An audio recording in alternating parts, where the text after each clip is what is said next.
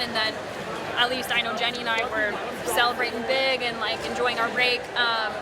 So it is weird to get back into race mode, and especially for me, the 1200 when my usual race pace is, goal pace is 72s or 73s, and this is 65s.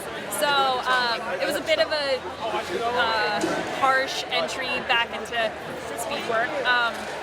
But I'm the strongest I think I've ever been in terms of strength work and long runs and tempos and stuff. So I didn't touch much speed in preparation for this, but I don't even know what I ran. I think I don't even know. But I wanted to just give Sydney the lead, and I barely did so. So she ran from the gut.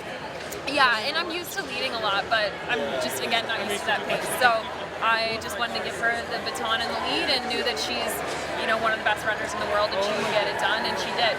So I was getting nervous when Jenny was running, because she just looked so relaxed, and I was like, I hope she has a plan, because I didn't quite know how close we were or anything. So classic Jenny, she had a glorious last lap and crushed it, and Brenda looked strong, so it was a really good day. You've had the chance to train under Joe for a little bit now. I'm wondering, how has that been, and I guess how is it similar and different to training under Mark and Heather? There's a lot of similarities in the fact that I'm still in Boulder, and I'm still running a lot of the same routes that I used to run. So day to day it doesn't feel that different, but I am doing a fair amount of different work. I'm trying to do a little bit more longer tempos and strength, more on the strength side, because I think that's been kind of an area that I could improve on.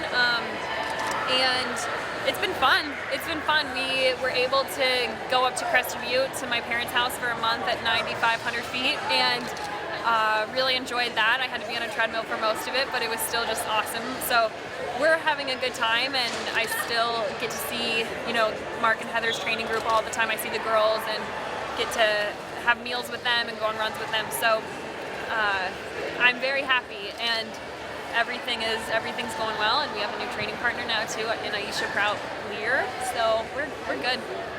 When you're at like 9,500 feet, I guess you grew up there, but that's pretty high in terms of running. How does it feel when you're on that treadmill?